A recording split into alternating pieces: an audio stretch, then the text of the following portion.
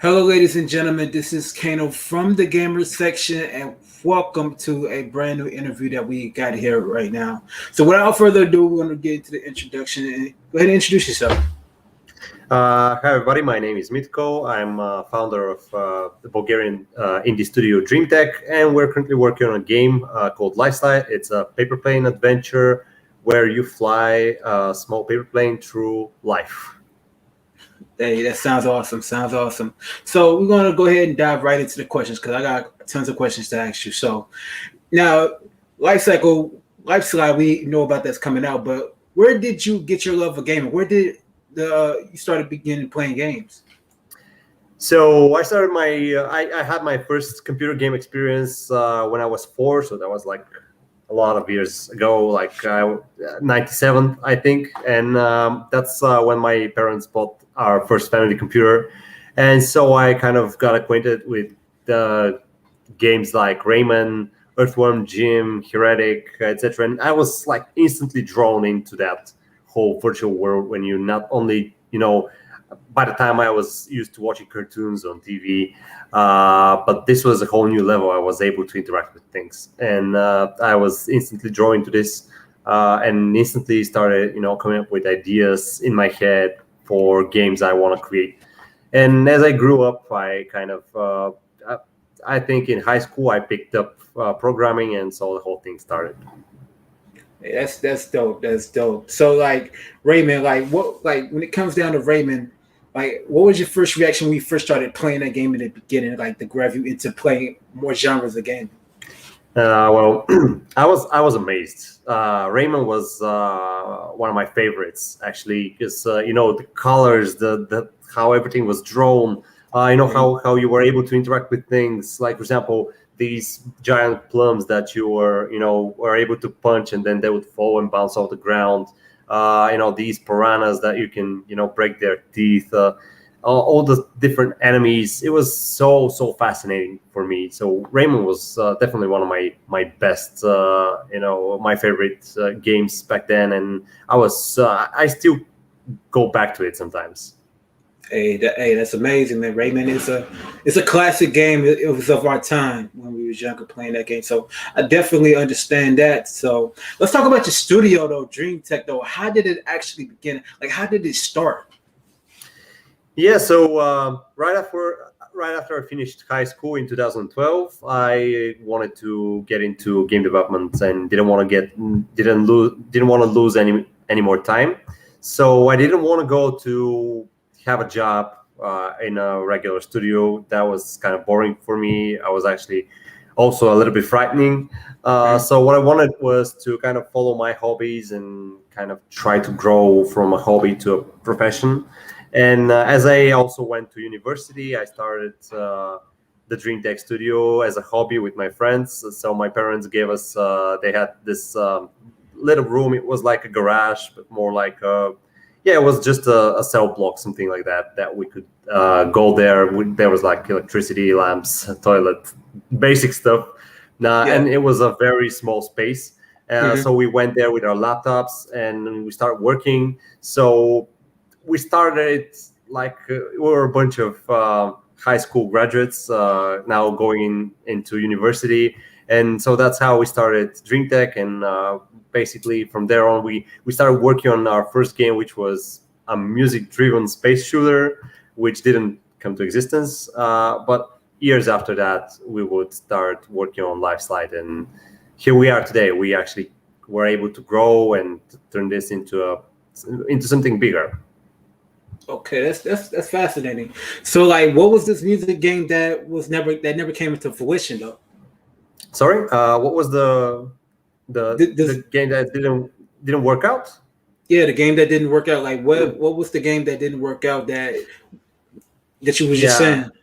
So it was, yeah, it's there were like spaceships. You piloted a spaceship and you would be able to load your own music from your computer as MP3 or WAV files. And these files, they then get analyzed by the game. and then the game would translate the music into the shooting of the spaceships. Like for example, you hear some high pitched tunes or something like that, and then Yeah. there would be like lasers and stuff, and then you would get some bass or kick drums like poof poof, and this is all gonna get visualized, and this is gonna produce different weapon shots and different firing rounds, things like that. Right. That's dope, man. That'd be dope if y'all bring that back, though. Yeah, it was very fascinating and very cool to watch, but it wasn't that fun to play, honestly. Understandable. But let's talk about Lifeslide. Now, to people that don't know, that's tuning in right now, I've seen this game when we was doing the E3 portal, and I was kind of amazed by the colors and the graphics and the gameplay mechanics behind it. So I got to ask you, like, where did the concept of Lifeside begin? Yeah, well, it was like the concept of lifestyle is more like a feeling that I wanted to kind of convey and kind of get out there. So it's not something very particular. It's just a amalgamation of things. It's first of all, for the game mechanics, I got inspired by mountain biking and paragliding, and for the rest of the thing, like the music, the feel, the atmosphere, that's something that kind of came from within. That was something I wanted to express, and I wanted to know. It was something that I had inside me, and I kind of wanted to see it, from a side, from a perspective. So that's why I wanted to kind of go into that direction, so that I can kind of play it after that and enjoy it. So yeah, this is kind of what brought Lifeslide to life. But yeah, we started out with some prototypes of paragliding, and kind of later we turned it into a paper plane. But that sounds dope, though. But let's talk about the engine behind it. So, what is the engine that y'all actually using behind Lifeslide for this game here? It's Unity. Unity, okay. Yeah. And what made y'all start off using the Unity engine? Back then, Unreal was not what it is today. So it was UDK, Unreal Development Kit, as they called it back then, and it was a lot harder to work with. We tried it, we didn't like it, so we opted in for Unity, which was more bare bones, but at the same time, we felt like it kind of maps our studio's capabilities better. So that's why we started with Unity. And back then, we weren't even in a studio. It was 2010, which was ages ago. I was still in high school. So we started working with Unity, and as years roll by, we just continued working with Unity, and we never stopped. So we feel proficient, and we feel that for the ideas and the projects and the project sizes that we want to achieve, Unity is a good tool for us. Right. So basically, within the story itself of Lifeslide, does it have like a emotional story to the point where it's like people will gravitate towards it when playing the single player campaign? It really depends. We are currently working on a more emotional ending for the game, but it really depends. So some people get really emotional. I've written reviews on Apple Arcade where people say that made them cry or helped them with their anxiety and stuff like that. And also I've read reviews and comments from people who say that they don't vibe with the game at all and they think it's dull and stupid. So it really depends. For me, it's emotional. The story is very implicit. There is not like no narration. There is no texts, no nothing. There isn't like an actual story that you follow. It's more like you make up the story in your head as you pass through the entire game. And if you want to, you can do that, or you can just fly and don't mind what's around you. Yeah. That's dope. That's dope. I definitely understand where you're coming from with this. Sounds like a fantastic game behind the story. So let's talk about the gameplay though. Now, as far as the gameplay is concerned though, like tell us like some of the details behind of the gameplay of this game. Yeah, well, you're a paper plane and you don't have an engine, so you have only gravity to pull you towards the ground. So that's what you have to use for the game in in order to fly faster. So diving down makes you move, makes you fly faster, but you also get close to the ground. If you decide to pull up, then you're gonna gain altitude, but then you're gonna also lose momentum. If you don't have enough momentum, then you don't have enough lift in your wings, and when you don't have enough lift in your wings, you start to fall towards the ground. So a lot of people, when they start playing Lifeslide for the first time, they see that they're kind of being dragged towards the ground, and then they're like, oh, I don't want to go towards the ground, I don't want to fall. So they point their nose even more up, and then the wings start acting as a brake, because you try to fly like this, and then you stop almost immediately, and you lose lift in the wings, and so then you fall. There is also an air cushion. If you fly close to the ground, there's an air cushion that kind of whirls the wind beneath your wings, and this kind of helps you stay close above ground. So in Lifeslide, the game mechanic kind of wants you to stay close to the ground. Everything that is there to collect is close to the ground, but also if you want to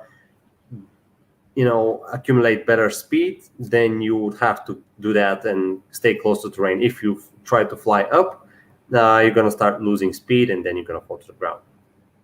So basically, y'all are basically putting this into more of a realistic mechanisms of the game, in the sense where it has to the game basically the plane has to be in a steady pace before you can glide through, or if you go too far up, you'll end up falling down and have to start over. Yeah, okay, something like this. Okay, I definitely understand. It sounds very intriguing, though. I know it has a challenging elements into it. So, speaking of the challenges, people may not know, but how many levels in particular do you have in the game, and does it have an aspect of multiplayer as far as leaderboards into this game? So the game has 30 levels in story mode, which is going to take between 2.5 to 3 hours to complete. So it's not a very long story mode. It's a rather short experience. But we also have Zen mode, which is basically endless flight with randomized levels and environments. So you kind of get new experiences out of the existing ones. And finally, we have weekly challenges, where each week our server generates a new challenge, and you can compete with other players for a higher score. And the way you make the higher score is you have to fly close and fast to surfaces and objects, and this you get rewarded for this. Okay, that sounds dope. So this question I always ask the people that I always interview this, right? And it's basically in the terms I like to call basically kind of like, I wouldn't say a presentation, but it's more like, why should people buy a Lifeslide? You know what I'm saying? Why should people buy this game? So it's kind of like a presentation to bring people to wanting to buy this game. So why should people buy Lifeslide? Like, what makes this game different from any other game out there? What makes Lifeslide different is basically the game mechanic. So Lifeslide looks like a very relaxing and easy game, but there is a demo. You can try it and see for yourself. It's actually a lot harder to manage in the game, because the flight mechanic is more demanding than it looks like. And learning to fly a paper plane is actually more challenging than you would expect. So it's a little bit deceivingly challenging. And if you want to kind of get a taste of this challenge, and if you want to try yourself and beat the game, and at the same time experience something that is more unique, that is it's not borrowed from other games and other experiences, then Lifeslide is for you. Okay, yeah, that was the $1 million question. You gave people the $1 million answer. So I believe people are going to buy this game, test it out, because people might compare it to like a Dark Souls element type of game, like how it's like with the challenging element to it, but it's really not. It's going to be more relaxing and soothing to a lot of gamers out there. So I definitely understand that. So the key question that I have to ask you, like, where can they actually find this game at this point, and will it go on to other like platforms in the future? Yes, right now you can find it on Steam. There is a demo, and you can also wishlist it. The game is going to be released on August 6th, so very soon, actually. And yeah, there are other platforms. It's going to come out for other platforms as well. I can't speak right now much about them, but we are working to bring it to other platforms as well. And next year we might see a Nintendo release as well. Okay, that's dope. That's dope. So, talk to us about the social medias. Like, where can they actually find you on social media? Where they can interact with you? Where they can just keep spamming you for the game? Just keep spamming. Where can they find you at? Yeah, so on Twitter and Instagram, we are Dreamtech Studio. You can find us there, and we try to be somewhat active, but right now, because of the development, we are not that active there.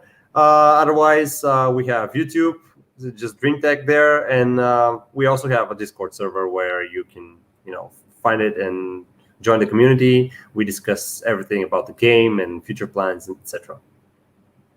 All right, y'all, and always the link will be in the description below where y'all can also check them out, the game and everything. And y'all go ahead and subscribe to their YouTube channel. Subscribe to this YouTube channel. Go ahead and spam all their social media so I can get in touch with them about the game. You know what I'm saying? Because the game is coming very soon. So, like I always say, like, share, comment, subscribe, hit the notification bell for when we drop videos. Peace, y'all.